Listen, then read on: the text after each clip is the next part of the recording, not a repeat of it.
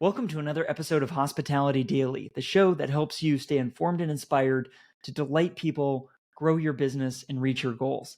I'm your host, Josiah McKenzie, and in this video, we're learning from the founder and CEO of Seva Global, Seema Jain. What is remarkable hospitality to you? Hospitality is so broad, but what does that concept mean to you? Josiah, it's very interesting because at this point, I'd like to share a little bit about my Indian culture. So I am a first generation American, born in America. My parents came here in the 60s. And I think hospitality, when you do a workshop with me, you'll see that it's one of our four core values. So hospitality is embedded in my DNA since birth. I have seen my parents, what they do when a guest comes in the home, how they take care of people. When you go to a hotel in India, the level of service is like a 7-star hotel. And I don't know, Josiah, have you been to Asian hotels before? Yeah, next level. Yeah, so it's another level, right? So we are so accustomed to that level of service. For me, hospitality is above and beyond.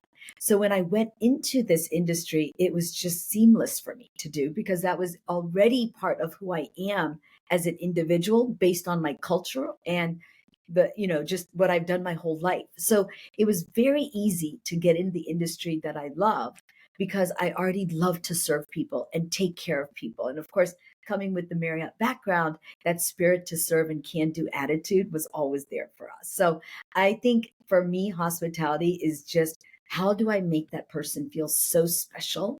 How do I take care of them to the level that they're not expecting and providing a memorable experience for them?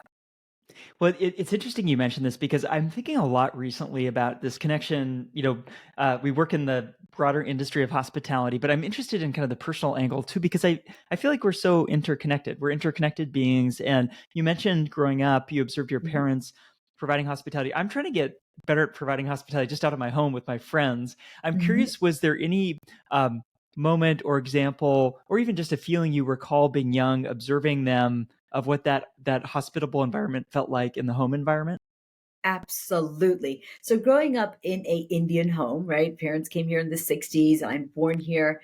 I watched my mother, how she took care of guests. You cannot serve one item and one beverage. There's usually a large buffet. So if you've seen the movie My Big Fat Greek Wedding, that's pretty much, same in the Indian household.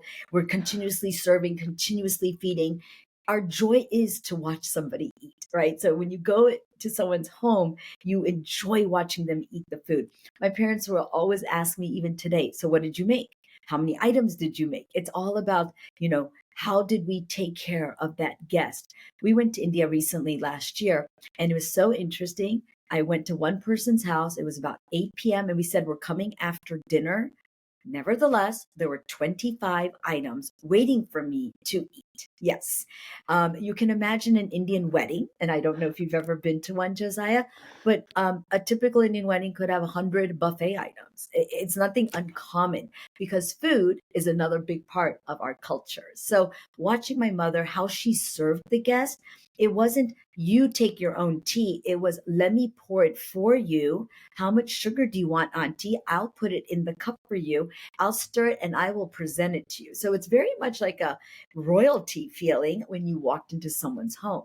And we do that for everybody. I don't care who the person is who walks into my home. I don't care what level they are. I don't care about any of that. They are a human being, and we have been taught that guests are like God. So we treat at that level. That's incredible. I love that example of the recent travel experience you've had. I'm curious, in the context of a hotel or a restaurant, is there a recent hospitality experience you've had as a guest that stood out to you? And if so, why? Absolutely. So I just took my mother to India in October. We went to some very, very nice 5-star hotel restaurants for coffee. That is a big thing in India. People go to a hotel for like a coffee or like a high tea. And the service level is impeccable, as you can imagine, to the level of, can you please serve me? Like they will actually serve everything. It's almost, like I said, one of the top experiences that you can have. But if I drop a fork, there's probably 4 people ready to pick it up for me. If I drop my napkin or I go, there's so many people. And a lot of that stems from the fact, Josiah, that the labor is easier to get in India. So we will have 4 to 5 people hovering around us sometimes when we do have an experience at a hotel. I definitely enjoy my hotel experiences abroad. I enjoy them here locally. I enjoy them and I appreciate for what they offer. So yeah, definitely, it is different. And if you, like you said, if you've been to one, it's a very unique experience, which is the reason when people come from that country to here, they have a different expectation level, right? I, And sometimes we can't match it. It's hard. It is hard. I want to get into that, but just to set the stage, you are the founder and CEO of Seva Global. I Mhm. wonder if you could tell me a little bit about the organization, and then I'd love to get into talking about your journey to founding this because you have an incredible Sure, career in hospitality. But first, what is Seva Global? What are you focused sure. on? Sure. Well, let me give you your first cultural tip of the word seva. So, as you're putting a company together, words mean a lot. And I really spent a long time thinking, what is that word? What do I want my company to be? So, you said it beautifully, seva. Seva is the act of selfless service. It is a Sanskrit word, and it is seva that we do for our parents, taking care of the elders, taking care of marginalized communities.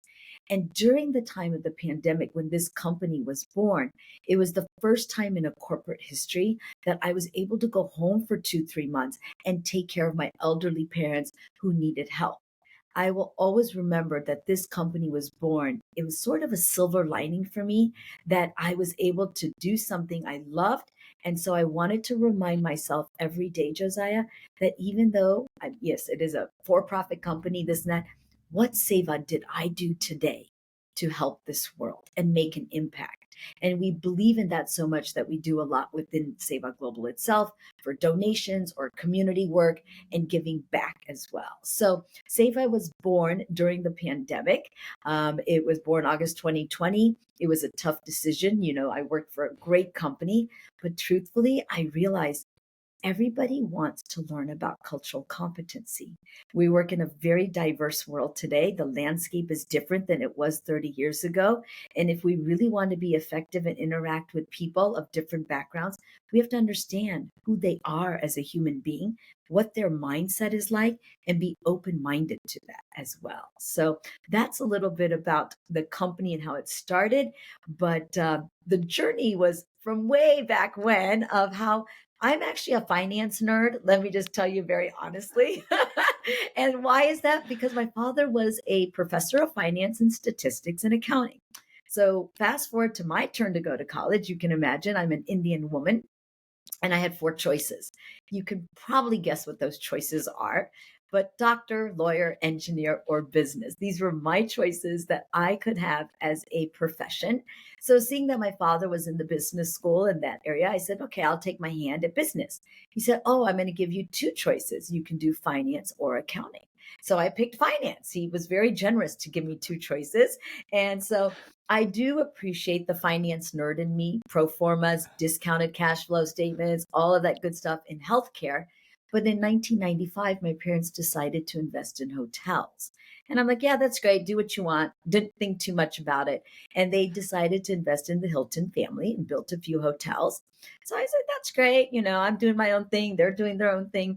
But then when I decided after raising 3 kids and they went back to school that I want to go back to work, I thought, I better learn this industry. I don't know what an ADR is. I don't know what RevPAR is. None of the acronyms made sense to me. So there was a Marriott hotel down the street. It's a full service hotel. And I took my hand to say, let me try something different. Let me try sales. It seemed to resonate more with my personality. And I thought it would be a little fun to try out. So started in corporate sales at the Marriott Lincolnshire Resort right here in Chicago. And I realized quickly that when the 2008 recession hit, and I don't know, Josiah, if you remember that time, but it hit San Francisco pretty hard. I do remember. And when that hit, I had to think out of the box quickly. I had to think, how am I going to make my numbers? Because nobody's booking things anymore. So I learned quickly that if you're culturally competent and you can drive business that way, I will make my numbers. So I found a group of Indian travelers at a nearby local hotel, competitive hotel, and it was an extended stay product. And I said, wait a minute, why are they at that hotel? Should they be at my hotel? So that's the hungry salesperson in me trying to figure out what's going on. Sat in the lobby, I looked around, I followed the shuttle. Where are they going? And I realized that they're going to my own account. So I called the travel manager and I said, "Excuse me, why are they at your this hotel? Shouldn't they be at the hotel I'm selling?" She goes, "Well, Seema, it's just really close to our office. It just made it easier." So I had to think, how am I going to get her travelers to my hotel? Well, I was very fortunate to have a very receptive GM. She was Polish. I'm Indian. We're working for this amazing company that is, Mormon based. And what a multicultural story right there. So she came to me and she said, "Seema, what would you propose?" I said, "Let's put some ethnic breakfast." This is 2008. Okay. Ethnic breakfast, ethnic TV shows. Back then, you didn't download and you didn't have all that capability. So they want to watch the India Pakistan, World Cup. That's great. Let's put it on. So we did all these things to invite them into our hotel to make them feel at home. And by doing so, we were able to share shift all the business. So we moved from RevPAR 3 to RevPAR 1. We moved 2,000 rooms, and the story caught wind at Marriott International. And they created a job a few years later saying, "Why don't you take your hand at trying this for all the 4,000 hotels?" That was back then. So I was a entrepreneur in a large Fortune 100 company, which was a great position to be in to create something for the company and help us welcome all guests of all backgrounds. What a story. And I feel like being understanding others, especially those who may be different from us, understanding, learning, serving, providing hospitality. This is just important across the board. I always love hearing how people come to understand and learn more about this. I think Mhm. your journey is really, really interesting. Starting in a finance background, starting from the context of, hey, I have this hotel, I'm trying to serve these guests. I find that fascinating. A couple things I'd love to follow up on if we could. I think Yeah. you defined this in what you've shared, but I wonder if you could explain a little bit more on how you define cultural competency. What is this? Sure. That's great. And that's a fabulous question. We always share that at the beginning of any of our presentations because we don't want to assume that people know. It is really the future of DEI. It is where we're going to be going. And many companies nowadays are looking at this very closely because they realize their employees, their associates, their vendors, their owners are all of different backgrounds. And we need to take care of them the way they want to be taken care of. But cultural competency is learning how to respect other cultures, find the positives in other cultures so that we can all effectively work together and operate seamlessly. So when we talk about cultural competency, it's like understanding if I have a Japanese guest or I have a Brazilian guest, what are important to them? Because it may not be the same things that are important to me. And I want to make sure I am understanding their needs, their cultural needs, their mindset, whether it's saving face for a Chinese guest that might be out there, all these different things. So our program always runs is understanding the human being first and understanding the core values before I can tell you what housekeeping should do, what front desk should do, all the different disciplines. Josiah, living in America, we are a little bit of an ethnocentric culture and we feel the world revolves around us. But the truth is, we're almost a minority, right? I mean, we're the only ones who really don't use a metric system at the same time, right? Which would be a lot easier if we all did that. But we have to realize that the world operates very similarly. If you look at Latin American cultures, Middle Eastern cultures, Asian cultures, they have a lot more similarity and we are unique. So, funny story, my cousins come from India and they'll be like, "Why do you guys have accents? Because we don't have." It's a perception, right? And I sit there and I think, you're right. And when people say we can't understand somebody, they have an accent, I tell them, well, they probably can't understand you either. Why It's do good we reframing. assume? It's Yeah. a way, right? It's the way we have to look at things, that it's not all about us. Other people have a different perspective. And the bottom line is we need to learn to respect those differences and find the positives in each culture. It's There's enough people that can talk about the negative. That's not our job at Seva Global. Our job is to make you understand that there's a good in everything and everybody. And we have to find that and adapt to that. I'm fascinated by getting into the details of how these changes happen. I love that you explained the meaning behind Seva Global, why you named the company that, what that means. For those that are watching on YouTube or on LinkedIn, there's a great map behind you that is a little bit less US Oh, centric. It's very global centric. And there's also a flag. Tell me about the flag. yeah, so that's the ally flag. So one of our workshops, and we have two people on my team teach the LGBTQ plus program. And, it was important to me that it's not just about one culture, but it's all cultures. So we do have 12 different programs that we work on. Our India LGBTQ plus, we do a Jewish program. We talk about how to take care of a Muslim guest, China, Japan. And if we don't have one, we're happy to customize one. So when I do the LGBTQ workshop with my colleagues who are in the community, I'm the straight ally, and I bring a cultural lens to it, Josiah, because we're very fortunate in USA to have same-sex marriage, to be okay, to feel relatively safe here, but not every part in the world allows that. And where I might not think of something, I want to pay attention to what others have to think. Safety may be a different issue for somebody else rather than for me. So when we do this presentation, it's great because he is the main presenter and I'm like his little sidekick assistant, but I do bring in the cultural aspect of, in certain countries, it's still a crime. In certain countries, you can go to jail. If you're in USA, you don't even know that and how fortunate we are to live here and be a little bit more open-minded about that. So I keep the flag up all year round, Josiah, because even though June is Pride Month at Seva Global, we celebrate 365 days a year. So this flag never comes down.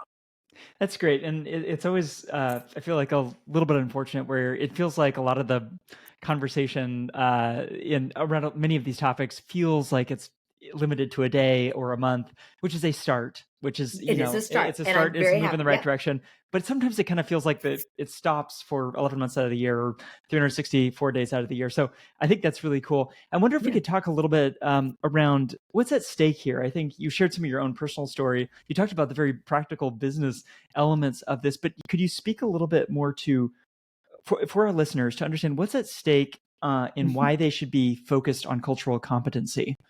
Absolutely. So there's a business impact to this too, right? So again, that finance nerd in me always looked at an ROI at the same time. It has to make financial sense when you do this type of topic.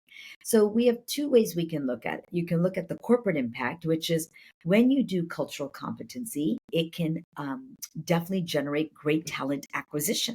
This Gen Z that we have right now, that's 50% of our, I mean, that's a large part of our upcoming workforce, and 50% are people of color, right?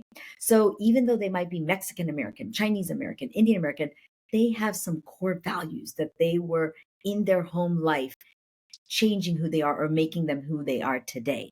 So we want to be respectful to that at the same time. When companies do good work in this space, that Gen Z notices everything. I have a daughter, she's 23, and she's the one who says, when we interview companies, it's not all about salary and benefits. It's about what are you doing with DEI? What are you doing with cultural competency? What's your social impact?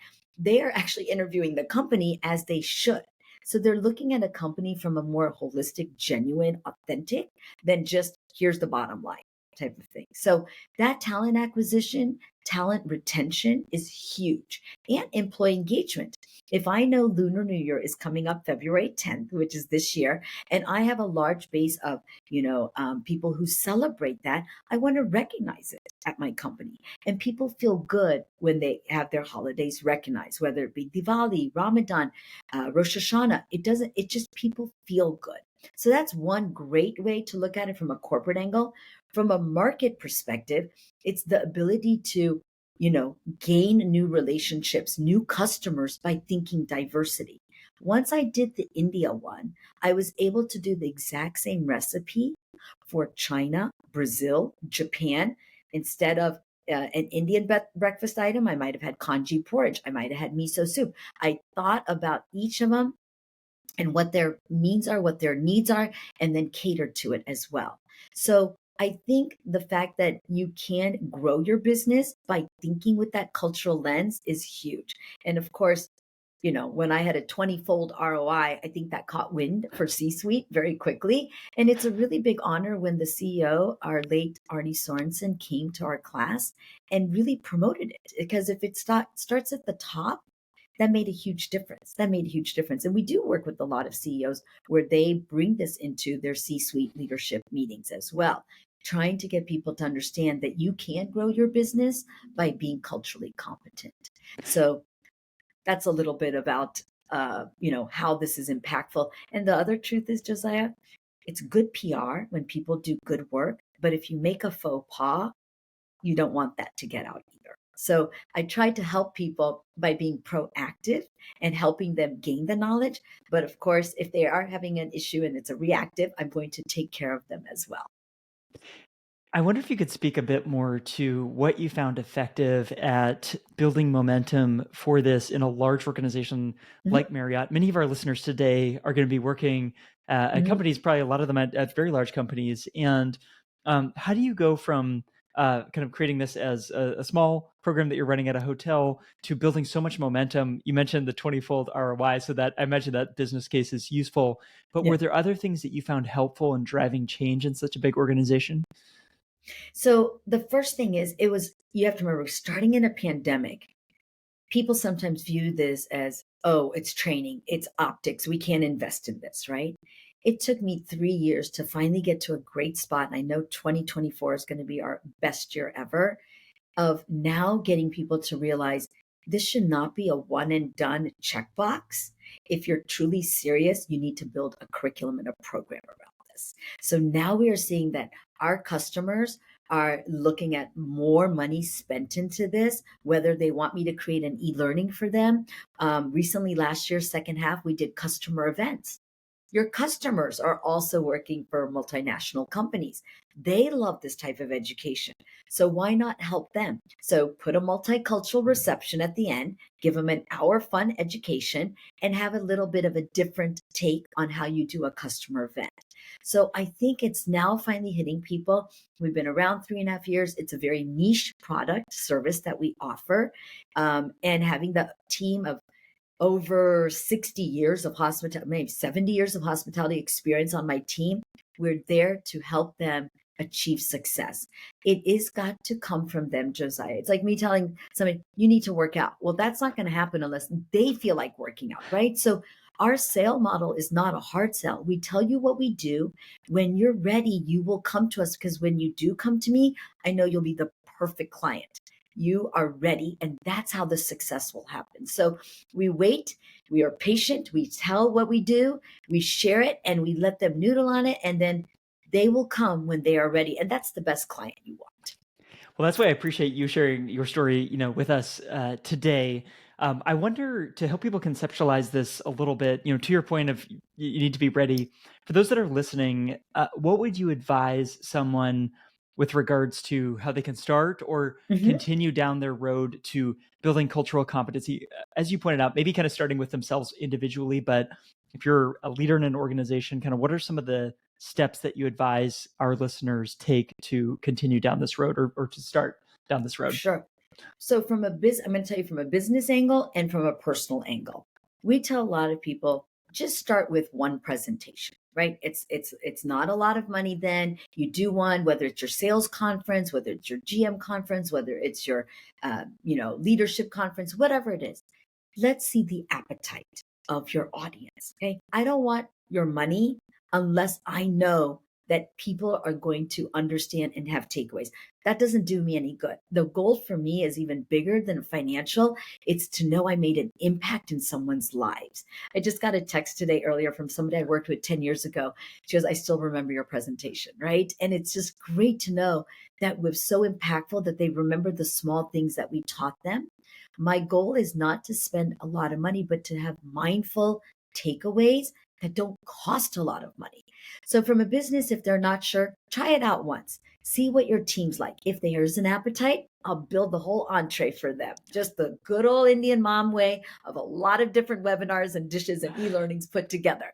So, that's the business side. From a personal side, what you can do today immediately, we are now in a world of podcasts, correct? We're in the world of so much virtual. Read, look at cultural literacy and expand your cultural knowledge through books, through movies, through podcasts. There's so many opportunities to learn, and you don't even have to leave your home to do it. So that's one way they can in themselves. And what I tell people a lot, Josiah, is that if you have small children, start the multicultural learnings today because they are sponges and they will easily adapt to so much. Especially before age 8, that's their most formative years. So instead of always giving them, pizza and hamburgers and hot dogs, expose them to pho, expose them to empanadas, expose them to, pierogies, different foods so that they can adjust quickly in this global world that we live in.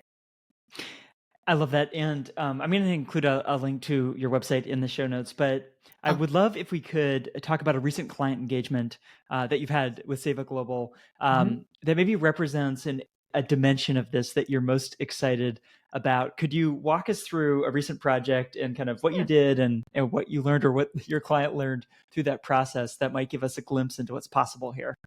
Absolutely. So one of my favorite stories was last summer. Atrium Hospitality, which is based in Alpharetta, Georgia. They approached me to do a webinar series, and it was 3 sessions: Indian, LGBTQ, and Jewish, all 3 in the summer. And I have to give a shout out to Julie Campbell because she was amazing in putting this together.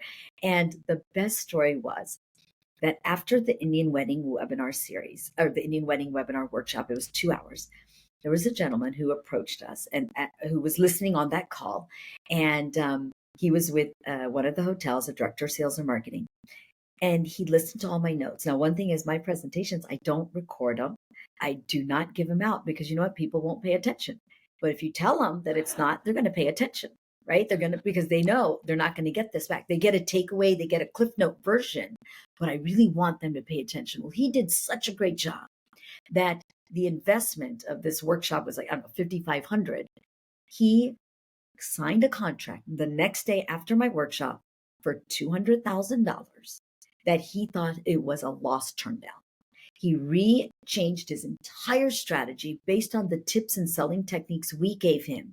And he sent this out to, he signed this contract. He goes, you were just like a textbook, perfect. Everything I did, it followed. And that is the win in our company. When we see these successes and we know we've helped someone feel confident in a new market that they may not have been comfortable with, that's my day. That is exactly what makes my day. So 5,500 to 200,000. I don't know, Josiah, you don't need to be a math expert, but I think it's a pretty good ROI. What a So, great story. What a great story, yeah. Siva. So I appreciate you sharing that.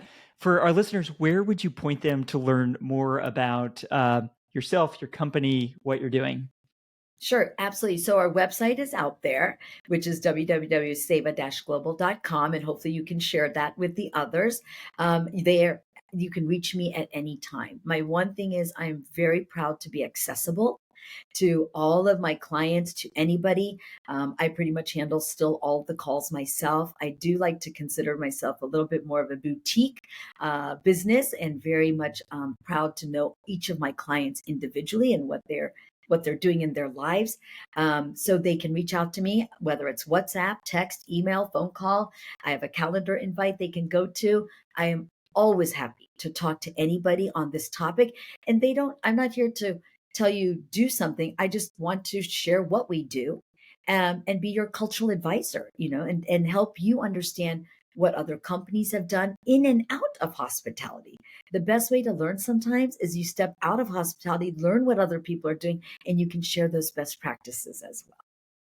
Great advice. Thanks so much for joining us today. I learned a lot from you, and this is a lot of fun. Good. Thank you.